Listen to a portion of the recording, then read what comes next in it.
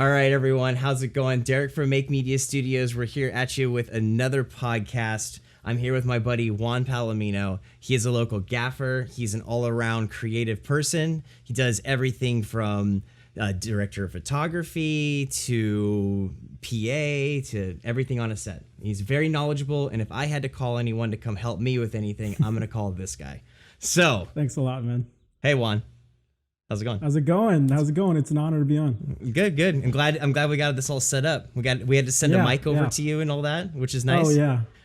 Oh, and by the way, I actually had to light all with natural lighting, which is it's so hard, especially in the house. I had to find the perfect place where my levels weren't too much in the background and I could get some good key light. I'm actually bouncing with a whiteboard, and oh my god, it took me about an hour and a half. I jerry-rigged everything. Tell me about your setup right now. You said you're bouncing off a whiteboard and everything. What'd you have to do? I'm bouncing off a whiteboard. I have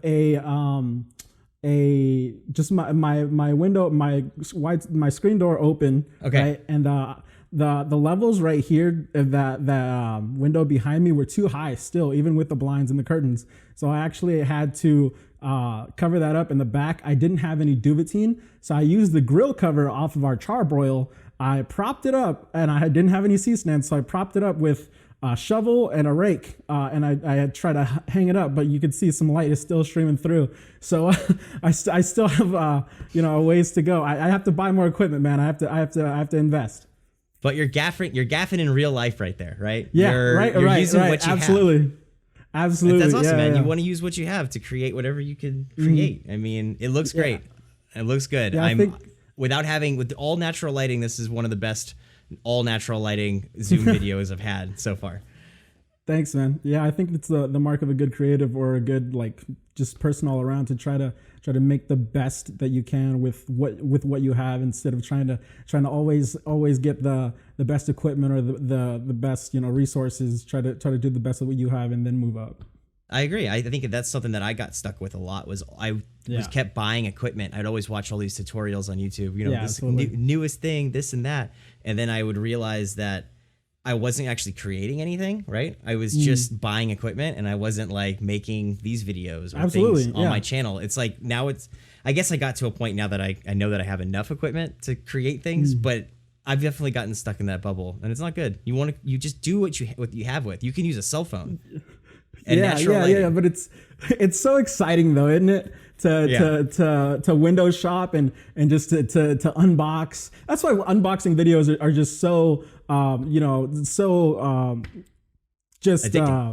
addicting, right? They're so popular because you just want to have that feeling of acquiring something new, right? That new piece of equipment, that new toy, right? And even if you can just visualize it on the YouTube, it's just even still really addicting. It's like an endorphins thing, right? It's just kind of it's absolutely.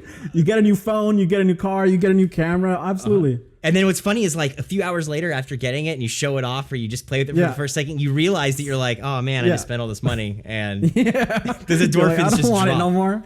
then you know what happens? The new thing just comes out as soon as you get it. Right. That's definitely.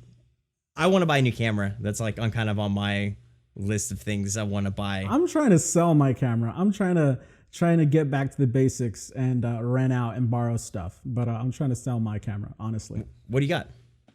I have the Sony A7 III, but I don't have any lenses with it. So if anybody is out there looking for a new camera, I'm trying to sell mine. How much are you trying to sell it for?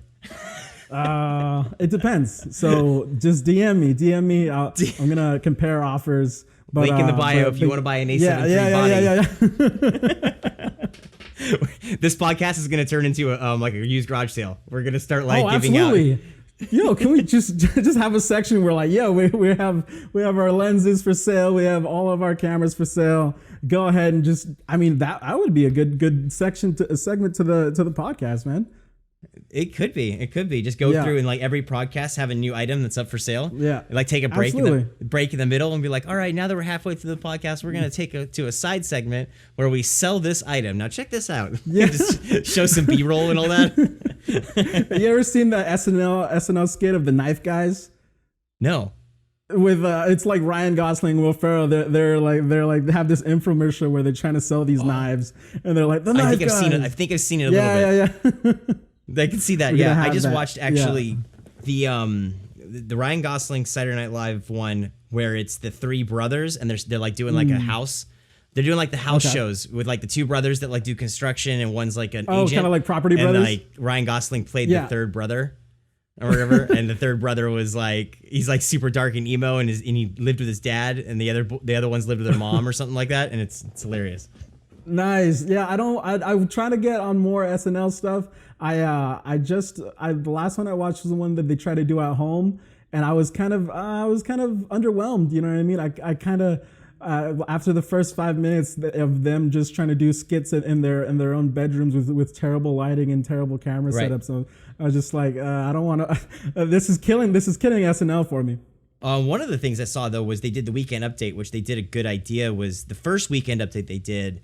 They actually, Michael Che, he was like, I had people call in on Zoom and watch us so that we at least have a small laugh track or at least have people laughing to our jokes, because it sounds terrible when these like, you watch all these stand-up, you watch all these late night show people doing their monologues with no laugh track, and it's weird because you're waiting for that laugh, right? Yeah, but they can always add that in later, right? They could add a fake laugh track. They could. I was actually watching something that was like on YouTube about how you watch all of these, people that are doing the late night shows. They're now becoming YouTube creators because they're starting from the beginning. Like they're just using their phone or, just a webcam, and they're having to start all from scratch. And you watch other YouTube creators that have been doing this for a while, and like they have great lighting and like their sets almost look better than these huge productions now that are having to do everything from home. Nice. Yeah, I think this entire quarantine is forcing us as creatives to come up with new ideas to get content out there, right? Mm-hmm. Whereas we could go ahead and network, and we can go ahead and create with other people, and we can go ahead and go out on location and stuff. Now we have to be inventive. Yeah, I follow this. Good. Go ahead. No, go ahead. Who are you following? No, I follow this model / actress from down in LA. And she has these things called quarantine calls, right?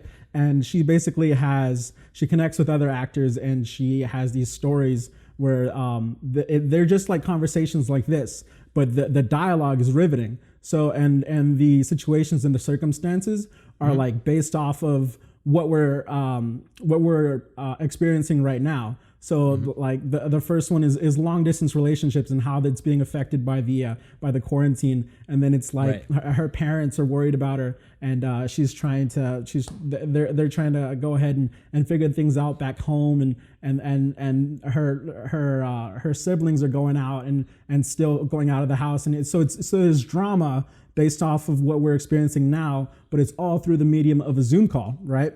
So there's people, cutting out or frizzing out, and there's people like ending the call, and it's just like, it seems simple, but if you do it well, it's very riveting and it's very entertaining, right? And that's all you need is good dialogue, great acting, and a story. That's all you need is a story. So if we go back to rather than great lighting or great camera setups or like extravagant stunts or explosions or graphic or GFX, you know what I mean? That we see right now, that's just like, swallowing the entire industry, I think, with Marvel and Star Wars and everything that we see, and we go back to the actual story of it. I don't know. I think we can go back to the purity of that once was filmmaking. I agree. I think story definitely is I get addicted to all the fancy, shots and special effects and all those things you see. Me too, definitely. But you realize that like it's overwhelming when it's just action after action after action after action, and like just terrible dialogue and story that really just, they're giving out what's that called when they give out like they say something in dialogue that is telling that they could just tell through visuals in the story. You know what I'm talking about? They're giving out. I can't think of the term. I don't know the term for that, but I know what you're talking about. Yeah, so it's just tons of that, and the stories could be a lot better. I just watched Star Wars again. Like I watched it the first time in the theaters, the newest one, the newest Star Wars, and the Rise of Skywalker. The end of that trilogy. Yeah, I watched it again. I watched it in the theaters. When I first see the movie in the theaters, I enjoy it because it's a new Star Wars. It's flashy. It's fun. Absolutely. But then when Did you go on the premiere day? I did. I think I went within like the first 24 hours at least or something. Okay, like that. So it's even more fun because you have the camaraderie of everybody. You know what I mean? Oh yeah, it's everyone's clapping. Yeah. Same thing with Avengers Endgame. When I saw that in person the first night, that's crazy. Absolutely. But when you watch it the second time, yeah. you kind of dig into it and you're like, wow, okay, a lot of it kind of gets lost with just all this flashiness and craziness. Yeah. So when I watched Star Wars again, I thought it was kind of weird. Yeah.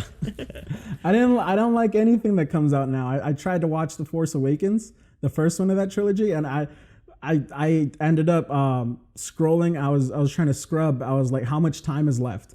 And I like twice or three times it was like, yo, this is not going fast enough.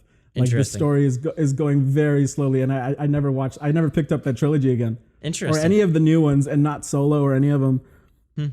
Well, I guess I get kind of, I guess it's nostalgic, right? I just like watch it for the nostalgia or whatever. But other than that, it's just sometimes the stories can be kind of weak. Absolutely, yeah. But all right, what else you got going on in your world with work and stuff like that? How's that going? Nothing much right now. I'm kind of sad about the entire industry. I think our production industry is going off the deep end right now. There's not a lot going on. I got booked for a few things. I got one extra camera gig going on in September for a wedding, so I'm going to be an extra shooter. But the way things are going currently, we don't know yet if they're still going to allow large weddings, and this one was supposed to be a large one out in Hollister Hollister area. Okay, so I might actually hit you. I might hit you up for a wedding. I got a wedding that rescheduled from July to like late August, or September. Okay, I'll run the date by you and see. Let me know, man. Let me know. But yeah, like I had deposits on a wedding, and then I also had like that got rescheduled, so I'm just kind of working with them. And then there's other clients that kind of they just stopped talking to me. They were like in the middle of about to put a deposit down, and then they just kind of fell off the face of the earth. And it's like, and then was this after quarantine? Yeah, once quarantine happened, which I understand. Yeah, Yeah, so, absolutely.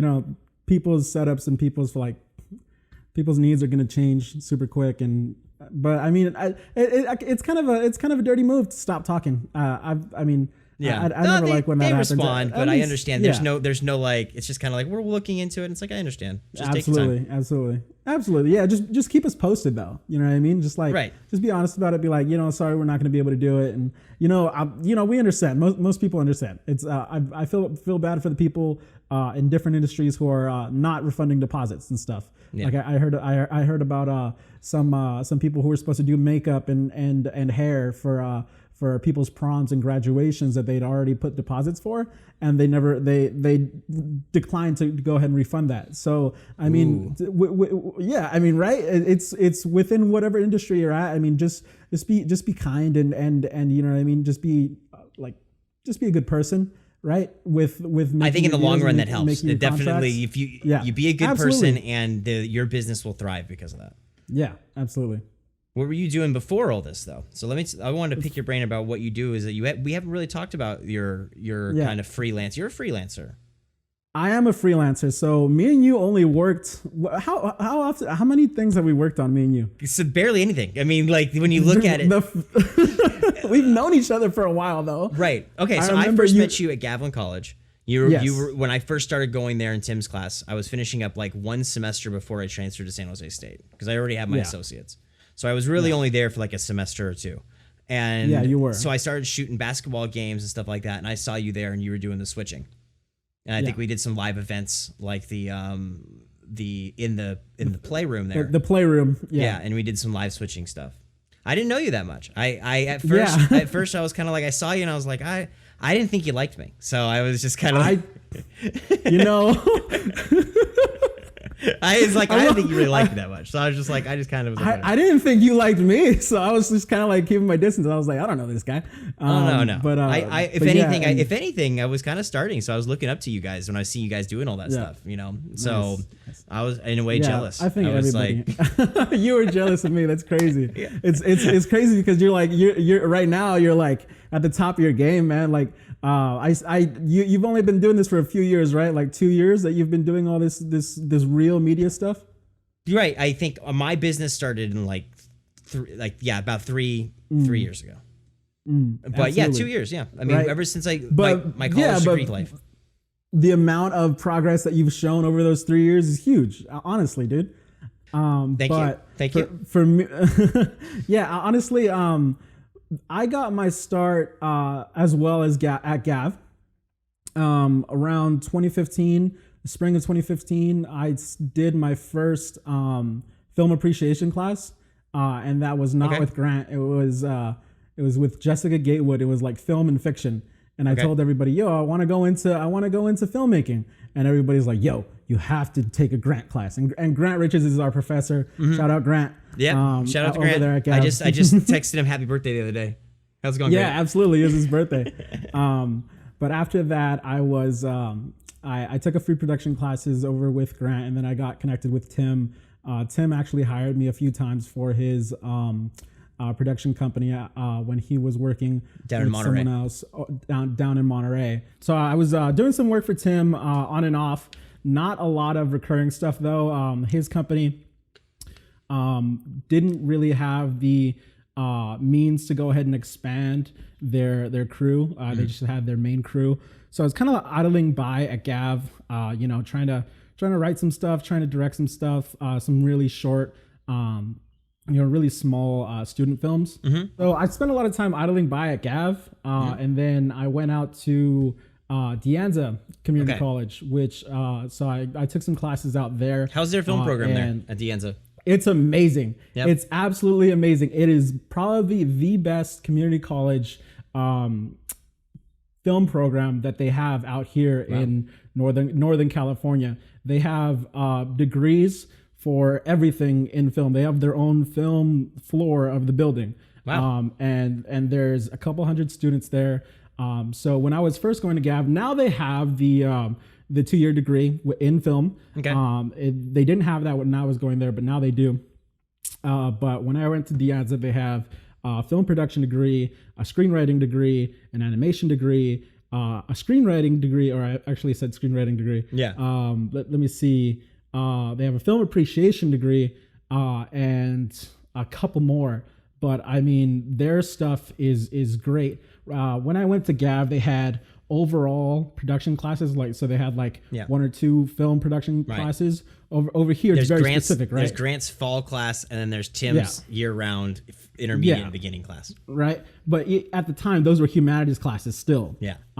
And when I went to De Anza, they had very specific classes. So they had lighting for production. They had instead of one audio class, they had on production or on location production audio, and then they had post-production mixing audio, which is really good. They have color grading in the winter and a bunch of stuff. So I went out there, I made a few friends, and then my friends over there, I got actually helped out a guy named Sean on his short film. Okay. It was nothing really special, but it was actually a funny story because on the first day, we actually rented an A7R2 to go ahead and film on. Okay. On the production, and they had a bunch of accessories and like a cage and stuff like that, and no one really knew how to use it. Okay. And then so I was like, with my little experience at the time, I was like, all right, let me take a look at it, and I could kind of get it, but there was a lot that we couldn't do because we didn't have the right screwdrivers,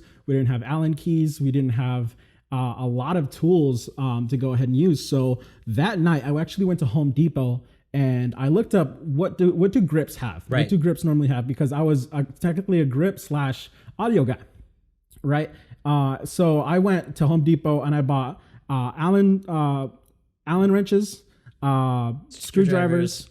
I bought tape measure, gloves. I bought gloves. Yep. Yeah, flashlight, everything. So, and then the next time we shot, I was doing everything, right? I was screwing on the cage. I was, you know what I mean? Giving them flashlight when they needed it, you know what I mean? Right. And then by the second or third day I was doing that, you know what I mean? I was kind of being like the all around handyman. My buddy Sean's like, yo, we need you more. How long you been doing this? And I was like, not very long. And he liked me so much. And I got really close to him. The summer following that, he's actually going on a feature film. Oh, wow. So he's on a production. He's a production assistant on a feature film, and he invites a bunch of friends, right? And I'm on the list, and I'm actually working on the time at T-Mobile.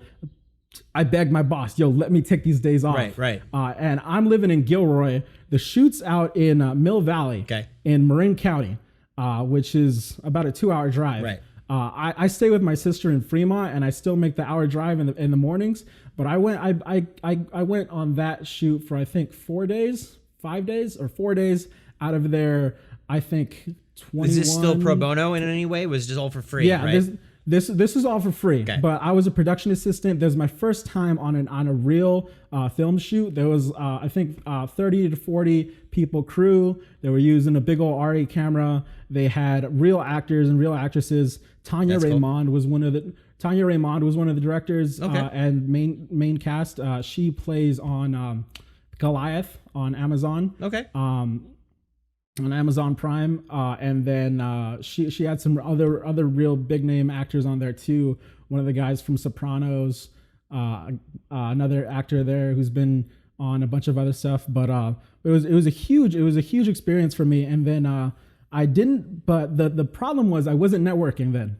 I was trying to stay afloat as a production assistant. And then after that, I actually on the last day, on the loadout day, I made friends with the grip and electrical guys, and one of the guys' name was Alex, and I actually took down his number, and after that I sent him a big old text message. I was like, "Yo, thanks for helping me out. Thanks for teaching me what you did. Take my number. Please keep me in mind if you see any other things." And then so kind of waiting after that, then he sends my number to someone else, and then so you can see there's a pattern. It's a referral thing. Of referrals, absolutely. So that person sends me to someone else, and they send my name to a producer by the name of Sonica, and she gives my name to a production company, and I'm on set for something else for a corporate video, right? And so I meet another person there, and so on and so forth.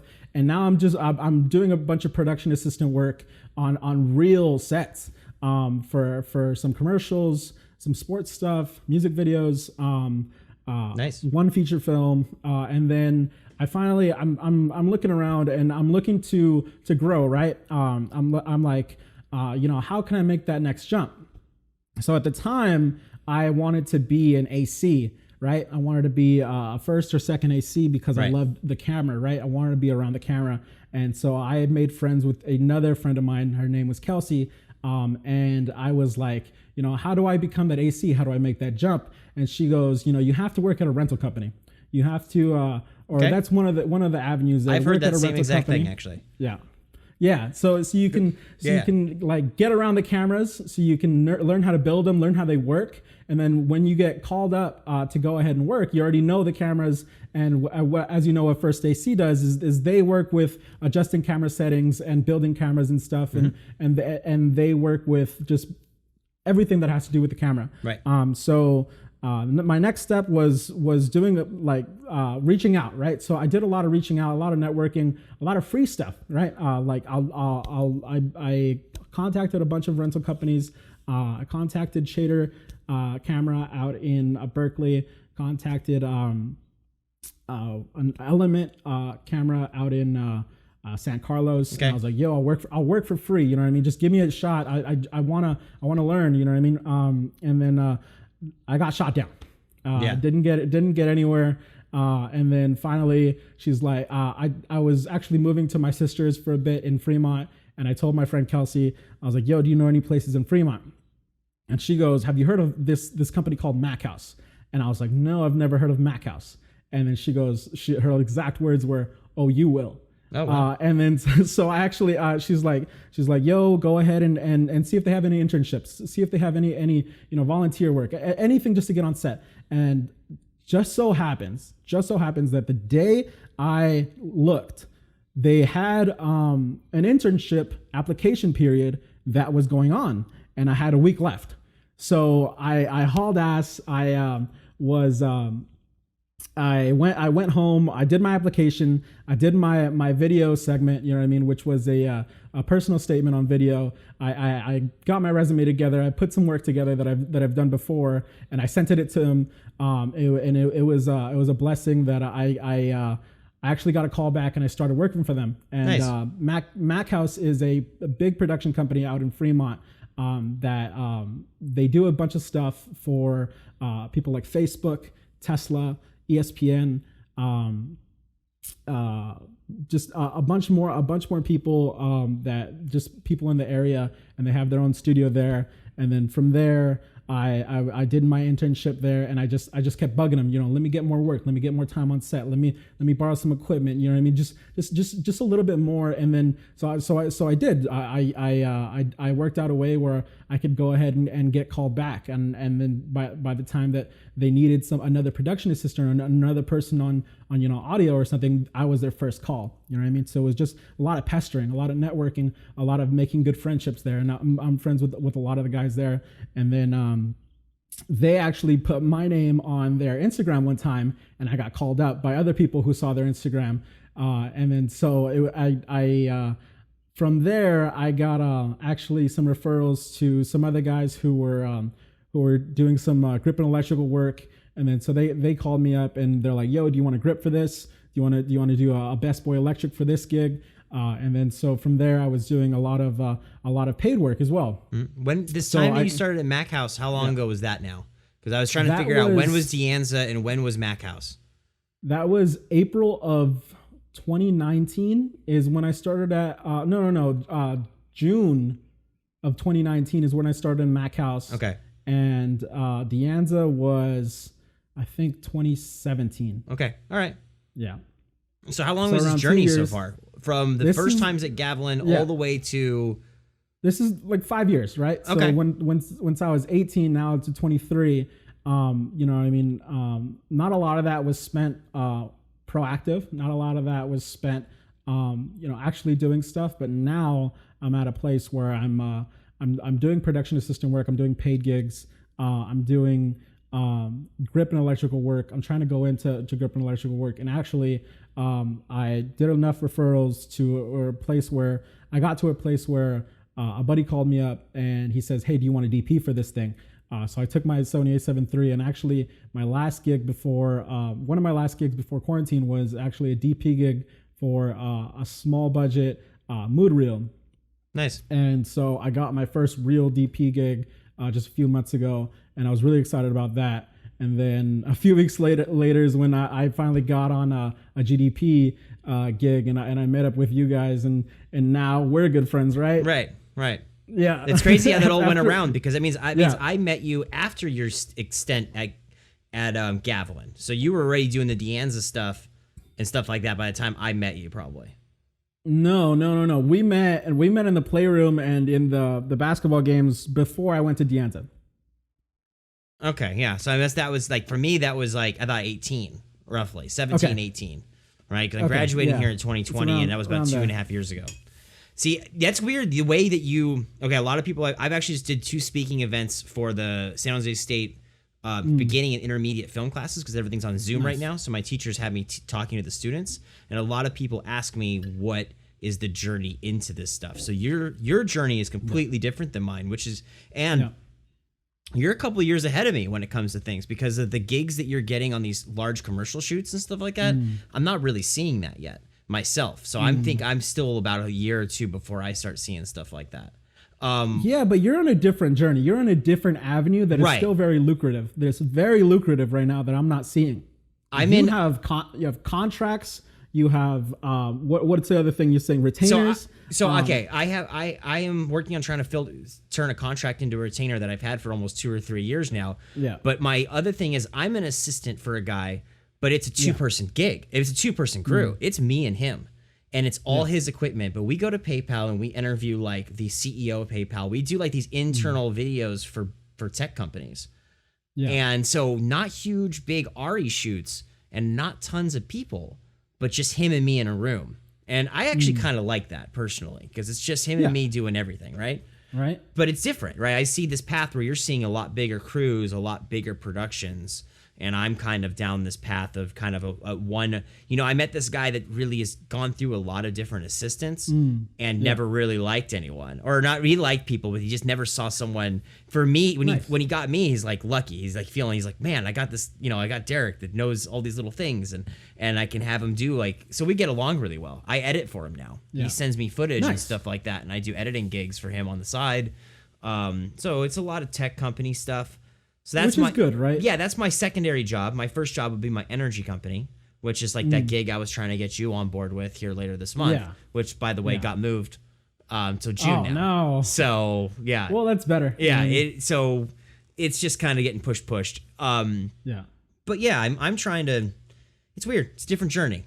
I don't know. It is a different journey, and I wouldn't knock it though. Yeah. I wouldn't knock it because there's two different things that you can be doing when you're when you're growing, right? Right. And when you're beginning is either big roles on small gigs or there's small roles on big gigs, right? So whether you're as you're editing, you're working camera, you're assisting on these smaller tech company gigs. For a long time, I was doing PA stuff for huge things, but I had to take out trash. I had to buy coffee. I had to watch the equipment van in the rain for an hour. Right. I had to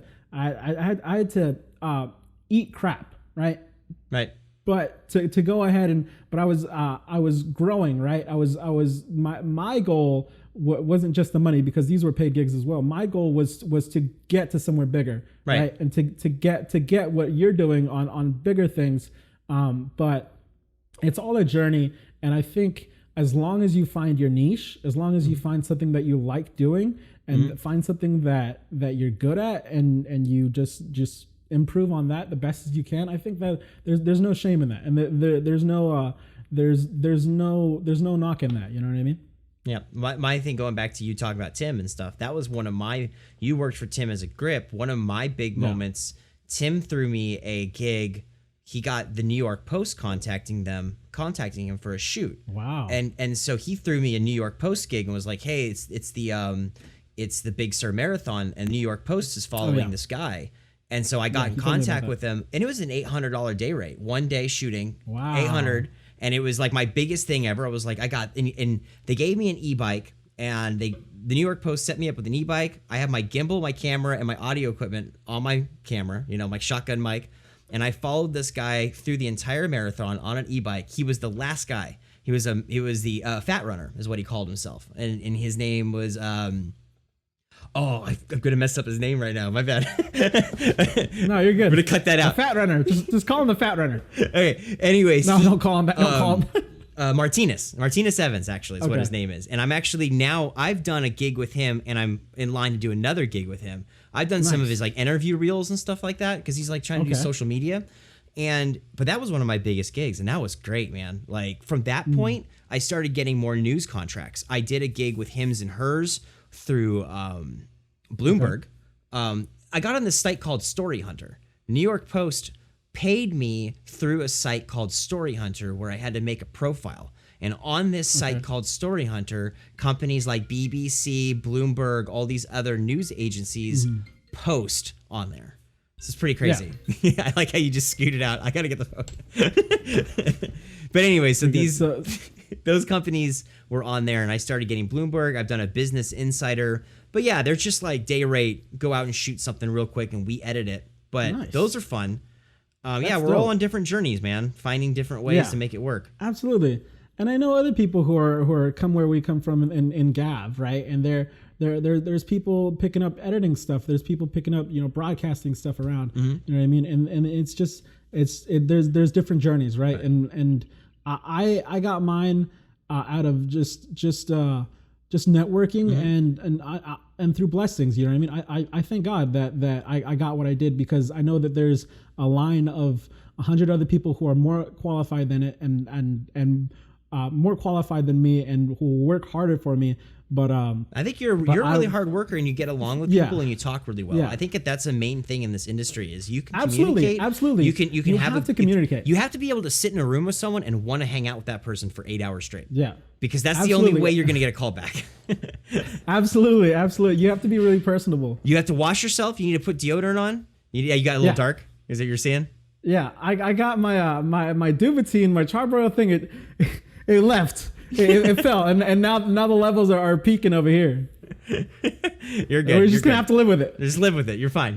But anyways, other than that, you're doing a really good job. You have to be personable. You have to be someone who people can work with well, and you don't want to be disagreeable on set, because there's times where I've have friends who I love, and I'm like I work with them and I can't take them. I can't take their attitudes. You know what I mean? For these sets, and I can't take their disobedience and them not respecting the chain of command within a film set. And I'm like, yo, listen, it's not going to work out. You know what I mean? I love you to death and we can hang out. Yeah. But I mean, I've been on a film set. I can't have you. Yeah, I agree. My military background is what saves me. When I get on a set, I'm very professional. You know, that was Absolutely. One of my things in my San Jose State, which was really cool, is they had an RE camera, and we did a summer film program where we filmed a short film with real Hollywood actors. They came up. One of the guys was in Ford versus Ferrari now. He was in like one scene. A couple of these actors I've seen in like TV shows I watch and stuff like that. One was Westworld. I saw one of the actors I met there. He's been in a Westworld episode. And so that was really cool. But like that summer film, the whole time going up to it, I was doing gigs. My problem in college is I was doing gigs all the time, so I'd have to miss class because I would always take the gig over class because that was my mentality. I'm going to grow in this business knowing people. So I'd miss these classes, and I kind of fell behind, and no one really knew me in this class. But my teacher knew I ran a business because I always messaged him and said, hey, I can't make it today. I'm running this thing as gig. You know, I'm doing this for this customer. Yeah. So when it came down to the actual production, all the students were PAs, and they were on grip, they were on electric, they were doing cater, they were doing crafty. And then the only people that were hired on the set were the actors, the director of photography, the first and second AC. And those were all hired outside of the classroom. And he looked at me and he said, hey, I know you run a company. I need someone that's super professional that, you know, and you're older. I'm 32. So I get that like age thing kind of going for me. Wait, what? I'm 32. No, you're not. Yeah, I was born July 18th, 1987. I'm turning 33 next month, or in July. I thought you were 25, 27 at most. Yeah, dude. I'm turning 33. That's terrible. I look young. That's good Lord. I shave and I look like I'm super young. Yeah, absolutely. My wife and me are 10 years apart. No way. Yeah, so she's 22. I'm 32. How old do I look? You look 24. I'm 22. 22. So you look older than what your age is. See, yeah. I see you as an older person than you. Absolutely. I get that a lot. I get 25, 26 a lot. In this industry, though, it actually kind of helps, though, because I think that being a little bit older, I hate to say it, but the stigma of being a younger person sometimes gets you pushed to the kills side. You. Yeah. Yeah. So, absolutely. Anyways, the teacher called me up and he was like, hey, I need you to be cam utility. I was like, you're going to be the PA for the camera department. I need someone super professional around all this rented equipment because we had anamorphic lenses and all this stuff. And he's like, oh, nice. So that was a really cool set. And that's been my biggest set. I was smiling for those 3 days. I was there filming as a cam utility. I was the happiest person in the world. Yeah. What is your goals past where are you trying to get to? What do you want to get to? I'm trying to be a gaffer in the industry, and I'm trying to be TV, film, corporate? Film, narrative. Film. I'd love narrative to do that. Film. Yeah. Narrative film or commercial work. Okay. But I want to be a DP as well. DP over everything. I've always loved cameras. I've always loved composition. And now I finally fell in love with lighting. I did not like lighting for a bit. It's kind of hard to believe because of all this, but it looks good, man. But I've fallen in love with lighting. Now I just have to master it. Now I just have to learn it, and it's a long journey. You're always learning. Always learning. Always learning. But I do see myself going to other parts of the country, maybe LA for a bit, going to other countries like Australia, New Zealand, Europe, doing a bunch of commercial work for big brands and big companies and stuff like that.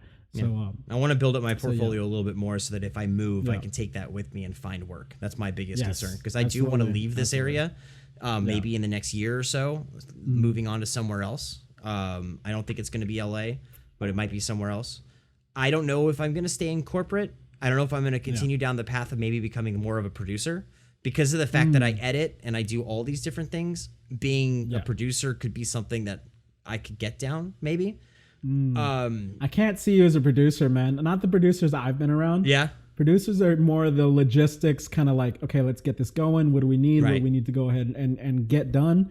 I see you as more the gearhead, right? Yeah. I like doing camera. I like doing camera. Yeah. I'd love to be a DP one day, but I'm hoping that maybe that comes. I guess I'm not pushing down that path super hard, though. Do you know what I mean? I'm just going to keep creating things that I can and doing gigs and work and seeing where it plays out.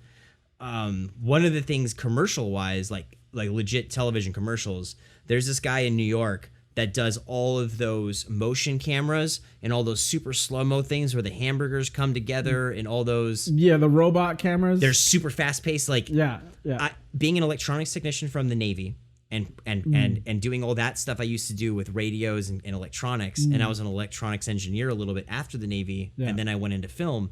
Putting those two worlds together would be just a dream for me. Nice. So maybe that would be a calling for me, but I'd really have to get back into electronics. Start building robots and all that stuff. That's huge. That's a big advantage you have, because I find myself on set at a disadvantage because I don't know as much as the electronics as other people. I don't know as much about electricity, physics. Just a bunch of other stuff that people from electronics backgrounds or other backgrounds, like construction work or stuff like that, come from. So like I said, I'm always learning. Yeah, always learning. But All right, buddy. I think this has been a good conversation. I think we're wrapping up here. I want to keep going, man. I want to keep going. We got to end the recording, and me and you can keep talking. We're gonna probably do that right now, but I'm gonna end it right here because you're gonna be a reoccurring guest on this. Oh, nice. I see this happening a lot more. I'll see you in another month. Yeah, and we could talk about other stuff. You know, we didn't get to cameras. You know, we didn't get to any lighting equipment or on practical stuff that we could go ahead and talk about. You know, what I mean? I think this one today was a good subject matter on showing someone the different paths and just kind of finding your own journey. Really, absolutely, is kind of what it is, because there's a lot of people always asking where to start, what to do, and I tell everyone, say yes to everything. Like, absolutely, just say yes to everything, and then eventually you'll get so much work that you can start saying no to things you don't want to do. Yes, I would say if there was any advice that I could give, I'd say reach out to everybody. Right, reach out, find the people who you see doing it big, and just pester them. Hey, can I get on your set? Can I shine your cameras? Can I do work for you?